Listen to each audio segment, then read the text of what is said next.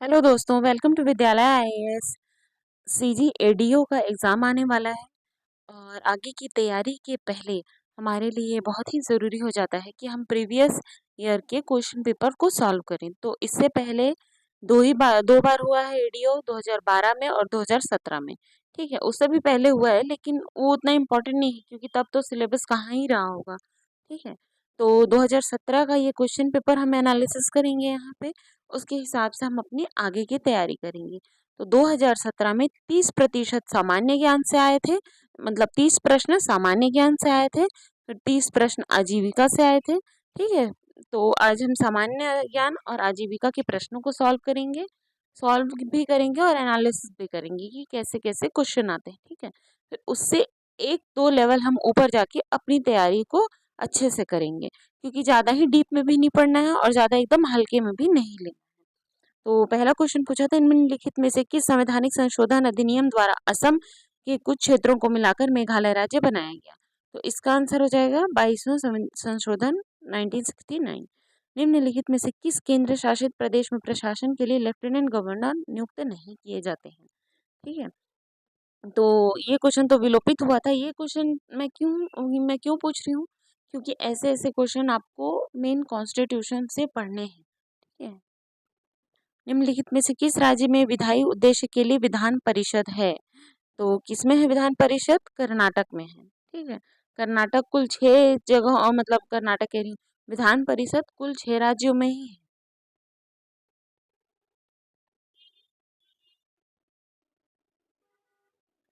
अगला है, निम्नलिखित आईएएस अधिकारियों में से कौन भारत सरकार का प्रमुख प्रशासकीय अधिकारी होता है? देखिए, भारत सरकार का प्रमुख प्रशासकीय अधिकारी बोला है तो इसमें आंसर क्या हो जाएगा? मुख्य सचिव। सामान्य परिस्थितियों में एक नगर निगम में प्रशासनिक अधिकार, हाँ, इसमें पंचायती राज नगरीय निकाय का बहुत ज्यादा वेट होता है। ठीक है, तो उसको तो एकदम ही अच्छे से करना है। जैसे कि हम आगे पढ़ेंगे पंचायती राज और नगरीय निकाय, इससे पहले मैं एक वीडियो छत्तीसगढ़ के इतिहास का कल ला चुकी हूँ, उसको भी आप जाके जरूर देखिएगा। फिर है, मध्य प्रदेश किस दिशा की ओर यह राज्य है? तो किस दिशा की ओर है? दक्षिण पूर्व। निम्नलिखित में से कौन सा खनिज इस राज्य में उपलब्ध नहीं है? ठीक है, नहीं है पूछा था। तो जब 2017 में एग्जाम हुए थे, उससे पहले मैग्नीज के मतलब मैग्नीज यहाँ पे उतना नहीं पाया जाता था। ठीक है, आज भी नहीं है लेकिन इक्का दुक्का ऐसे जो जगह आ चुके हैं। निम्नलिखित में से कौन सा जलप्रपात सबसे ऊंचा है? इसका मतलब ये है कि जलप्रपात से क्वेश्चन आता है, नदियों से क्वेश्चन आता है, छत्तीसगढ़ प्रशासन से क्वेश्चन आता है। ठीक है, तो सबसे लंबा कौन सा है? तीरथगढ़। निम्नलिखित में से कौन सा औद्योगिक विकास केंद्र इस राज्य में सबसे अधिक विस्तृत है? ठीक है, अधिक विस्तृत बोलेगा और अधिक एक्सपोर्ट करने वाला बोलेगा, तो ये दोनों अलग अलग हैं यहाँ पे। ठीक है, अधिक विस्तृत है बोलेगा तो फिर वो सिलतरा है, और सबसे ज्यादा एक्सपोर्ट बोलेगा तो उरला है। ठीक है, इस राज्य में स्थित राष्ट्रीय विधि विश्वविद्यालय इनमें से किसके नाम पर है? तो किसके नाम पर है? हिदायतुल्ला जी के नाम पर। निम्नलिखित में से कौन इस राज्य में प्रशासन का प्रमुख होता है? तो देखिए, ये क्वेश्चन ना बहुत ही ट्रिकी था।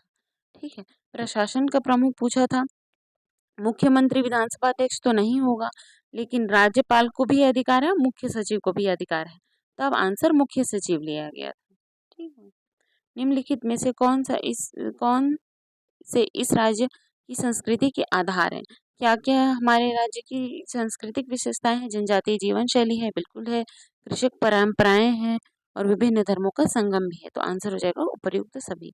प्राचीन काल में इस राज्य के शासन करने वाले निम्नलिखित में से किस वंश के राजाओं ने त्रिकलिंगाधिपति की उपाधि धारण की थी? ठीक है, तो तब ये क्वेश्चन बहुत भारी लगा था 2017 वालों को। तो ये तो आज हम बता सकते हैं कि जो उड़ीसा के सोमवंश थे, ये किसकी उपाधि धारण करते थे? मैकल, उत्कल और कलिंग के अधिपति होने के कारण त्रिकलिंगाधिपति की उपाधि धारण करते थे। इस राज्य में मराठा सूबेदार कौन था जिसकी यात्री में कोलब्रुक आया था? ठीक है, कोलब्रुक आया था, किसके काल में आया था? केशव गोविंद के काल में आया था। ये सारे क्वेश्चन 2017 एडीओ के हैं, कोई भी एक्स्ट्रा क्वेश्चन नहीं है इसमें से, सारे उसी पेपर के हैं। तो ऐसे पढ़ना है कि जैसे हमको यात्रियों को भी याद रखना है, हमको सुबह शासन भी पढ़ना है। हिस्ट्री में लगभग लगभग सारे भागों को इसमें कवर किया गया था। ठीक है, इस राज्य में असहयोग आंदोलन के दौरान इनमें से कर्मवीर पत्रिका के कौन से संपादक गिरफ्तार हुए थे। तो आंसर हो जाएगा माखनलाल चतुर्वेदी। भारत छोड़ो आंदोलन के दौरान इस राज्य के निम्नलिखित में से किस स्थान पर जिला कचहरी में आग लगाने का प्रयास किया गया था? कौन सी जगह थी वो? दुर्ग। ठीक है, दुर्ग कचहरी में आग जानी। इस राज्य के निम्नलिखित में से किस जिले में प्रसिद्ध पुरातात्विक एवं पर्यटन स्थल सिरपुर स्थित है? तो किस जगह में स्थित है? महासमुंद में। इस राज्य की किस स्थान पर चक्रधर समारोह आयोजित होता है? तो कहाँ होता है? रायगढ़ में। और इनमें से कौन इस राज्य की शीर्षस्थ महिला लोक गायिका है? तो इसमें आंसर देखिए, आंसर हो जाएगा ममता चंद्राकर। फिदाबाई मरकाम भी फेमस पर्सनालिटी हैं, तो आप हर किसी को भी देख लीजिएगा कि कौन क्या क्या करते हैं। इस राज्य के जनजातीय लोगों द्वारा निम्नलिखित में से कौन सा लोक नृत्य किया जाता है जो कृषि परंपरा पर आधारित है? ठीक है, तो परंपरा वाइज लोक नृत्य को भी देखना है। कर्मा भारतीय संविधान की अनुसूची की धारा 20 में इस राज्य की कितनी जनजातियां सूचीबद्ध हैं? तो 42 जनजातियां सूचीबद्ध हैं। सॉरी, गलत है आंसर। मुरिया 42 जनजातियां ही हैं। ठीक है, गलत टिक किया गया उसमें आंसर। मारिया, मुरिया एवं डोरला इस राज्य की निम्नलिखित में से किस जनजाति की उप जनजातियां हैं? तो गोंड की हैं। इनमें से किसने इस राज्य की जनजातियों की संस्था घोटुल अध्ययन किया है? किसने किया है? बेरियर एल्बिन ने किया है। निम्नलिखित में से किस तिथि में भारत में वस्तु एवं सेवा कर प्रारंभ हुआ था? तब 1 जुलाई 2017 को किया गया था। क्या पास हुआ था? जीएसटी पास हुआ था। ठीक है, और ये एग्जाम था दिसंबर आसपास में। ठीक है, इसीलिए उसको पूछा था। तो फिर आप भी इस ईयर में जो जो हुआ होगा करंट में उसको भी पढ़ना है। इनमें से भारत के वर्तमान मुख्य निर्वाचन आयुक्त कौन है? तो परीक्षा काल में अचल कुमार ज्योति थे। ठीक है, अभी भी चुनाव हुए हैं तो अभी भी आप अच्छे से याद कर लिएगा निर्वाचन आयुक्त का नाम या फिर चीफ जस्टिस का नाम। जर्मनी के निम्नलिखित में से किस शहर में जुलाई 2017 से में G20 शिखर सम्मेलन हुआ था? तब ये हैम्बर्ग में हुआ था। ठीक है, निम्नलिखित में से कौन 2017 में विंबलडन टेनिस महिला चैंपियन है? तो कौन थी? गार्बिन मुगुरुजा 2017 में। तो इस बार भी जितने भी करंट में आएंगे प्लेयर्स या फिर कोई गेम्स हुआ होगा, Wimbledon, French open, Australian open, US open, सारे याद कर लेना। या फिर क्रिकेट कहीं पे कुछ फेमस चल रहा होगा तो सब कुछ। निम्नलिखित में से कौन सी उत्तर कोरिया की राजधानी है? तो प्योंगयांग है। भारत के राष्ट्रपति निर्वाचित होने के पूर्व श्री रामनाथ कोविंद निम्नलिखित में से किस राज्य के राज्यपाल थे? तो ये थे बिहार के राज्यपाल। ठीक है, तो अभी आपसे किसके बारे में पूछ सकता है? छत्तीसगढ़ के राज्यपाल के बारे में या फिर भारत की राष्ट्रपति द्रौपदी मुर्मू इससे पहले किस पद पर कार्यरत थी? ऐसे वैसे सारे क्वेश्चन पूछे जा सकते हैं। ठीक है, 324 द्वारा निम्नलिखित में से किस स्वतंत्र संस्था के गठन का प्रावधान किया गया है? तो निर्वाचन आयोग का प्रावधान है। फिर प्रधानमंत्री फसल बीमा की योजना के अंतर्गत इसका आंसर सी हो जाएगा। ये सब आप देख लीजिएगा कि क्वेश्चन तो रिपीट नहीं होंगे, मैंने बस लेवल बताने के लिए किया है। इस लेवल के क्वेश्चन आते हैं एडीओ के एग्जाम में। और अब व्यापम का भी लेवल ऊपर जा चुका है तो फिर और भी जाके डीप में पढ़ना है। स्वर्ण जयंती ग्रामीण रोजगार योजना, राष्ट्रीय ग्रामीण आजीविका मिशन, आजीविका से बहुत ही 30 क्वेश्चन बहुत ज़्यादा होते हैं। ठीक है, 30 क्वेश्चन, 150 क्वेश्चन अगर आ रहा है और 30 क्वेश्चन आपका आजीविका से दे रहा है तो वो आपके लिए बहुत ज़्यादा वेटेज का विषय है। ठीक है, तो ये आजीविका से क्वेश्चन आते हैं, पंचायती राज से क्वेश्चन आते हैं। ठीक है, तो आजीविका मिशन से किस क्या किया जा रहा है?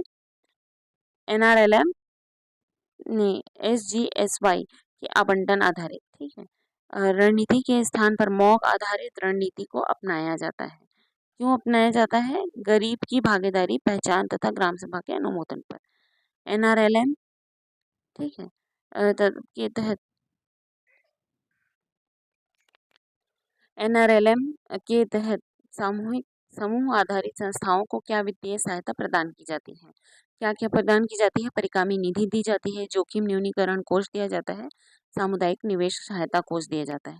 ठीक है, स्व सहायता समूहों का जो एडीओ का पहले पद बता देती हूँ आपको क्या होता है कि ठीक है, ये ना क्लस्टर लेवल पे जो स्व सहायता समूहों की सहायता के लिए एक अधिकारी नियुक्त किया जाता है क्लस्टर लेवल पे। ठीक है, और एक तहसील में 3 से 4 क्लस्टर हो सकते हैं।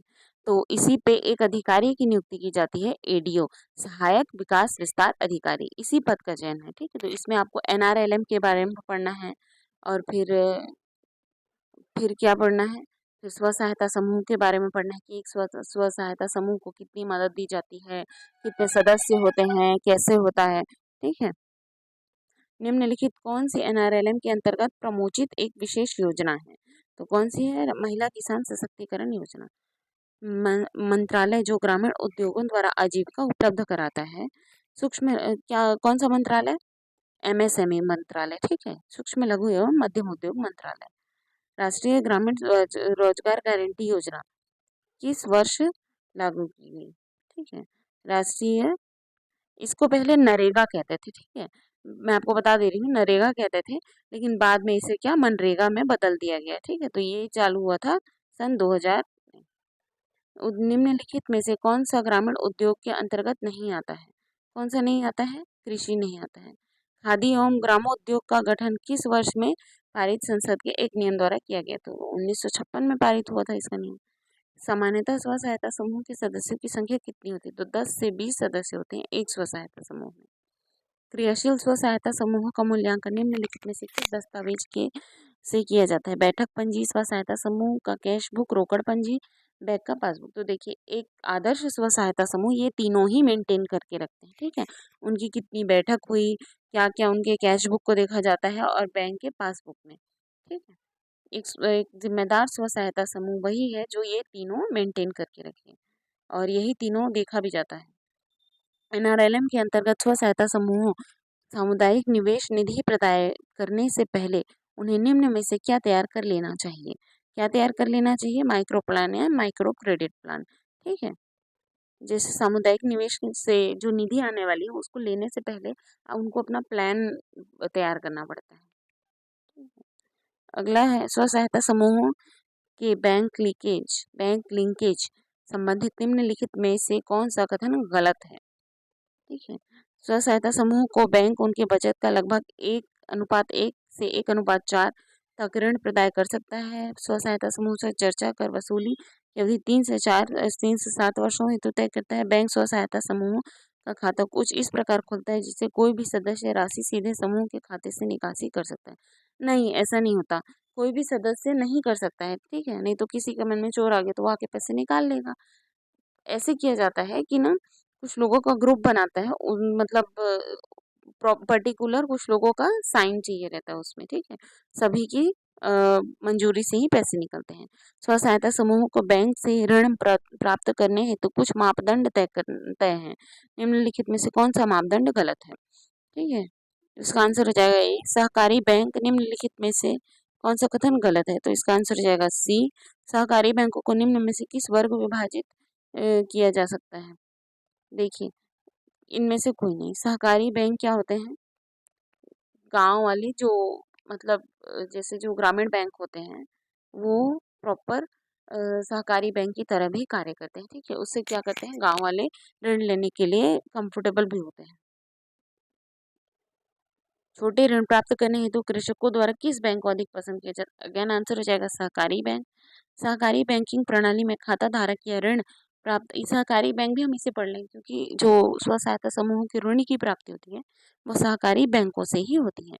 ठीक है, खाता धारक या ऋण प्राप्त करने वाला व्यक्ति बैंक होता है, किसका? शेयर धारक होता है।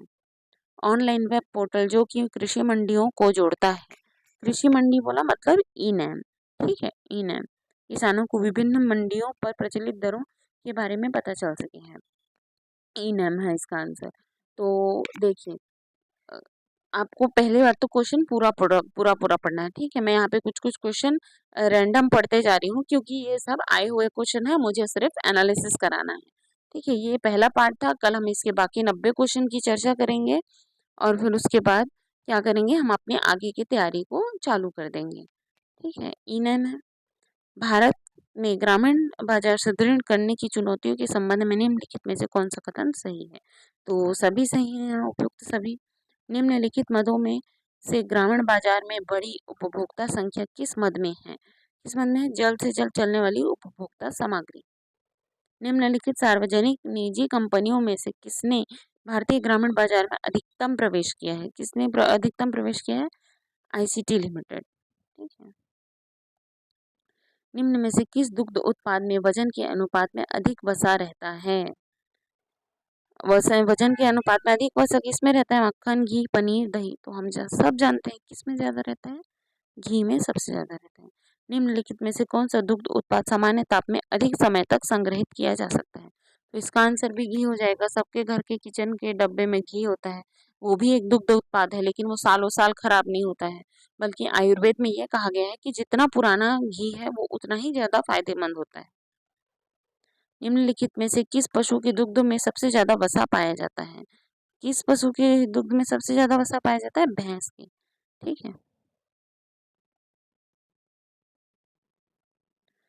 अगला है, हमारे राज्य में मवेशियों को सामान्यतः क्या खिलाया जाता है? क्या खिलाया जाएगा? धान का भूसा खिलाया जाता है, जो नॉर्मली हर गांव में हर किसी के पास उपलब्ध होता है। अपनी धान की भूसी को बचा लेते हैं, फिर उसी को धीरे धीरे किसी माड़ वाड़ में मिला के गायों को खिला देते हैं। ठीक है। भारत में निम्नलिखित में से कौन सी क्रांति मत्स्य पालन से संबंधित है? देखिए, हरित क्रांति किससे संबंधित है? ये कृषि उत्पादन से संबंधित है। ठीक है। नील क्रांति ये मत्स्य उत्पादन से, श्वेत क्रांति दुग्ध उत्पादन से। ठीक है। लाल क्रांति किससे संबंधित है? इसका आंसर आप मुझे कमेंट बॉक्स में जरूर बताएं। निम्नलिखित में से कौन सी परियोजना लाल क्रांति किससे संबंधित है? मांस के उत्पादन से। ठीक है। निम्नलिखित में से कौन सी योजना ग्रामीण विकास मंत्रालय भारत सरकार द्वारा संचालित की गई है? कौन सी की गई? दीनदयाल उपाध्याय ग्रामीण कौशल योजना। भारत में हरित क्रांति एवं श्वेत क्रांति से इनमें से किन विशिष्ट व्यक्तियों का संबंध था? देखिए, हरित क्रांति और श्वेत क्रांति पूछे तो हरित क्रांति में क्या हो जाएगा? MS स्वामीनाथन। और श्वेत क्रांति में वर्गीज कुरियन। ठीक है। वर्गीज कुरियन श्वेत क्रांति से रिलेटेड है और MS स्वामीनाथन हरित क्रांति से। तो आंसर हो जाएगा बी। मिश्रित खेती का क्या तात्पर्य? तो अभी मैं आपको मिश्रित खेती का तात्पर्य बता देती हूँ। एक खेती की भूमि है जहाँ पे खेती भी की जा रही है प्लस पशुपालन भी किया जा रहा है। ठीक है। तो उसी को मिश्रित खेती कहते हैं। ठीक है। तो यहाँ पे आंसर हो जाएगा ए। कल हम बाकी 90 क्वेश्चन की चर्चा करेंगे। और अगर आप विद्यालय इसमें नए हैं और अगर आपको ये वीडियो अच्छा लगा हो तो प्लीज़ चैनल को सब्सक्राइब करें, वीडियो को लाइक करें और शेयर करें। Thank you for watching.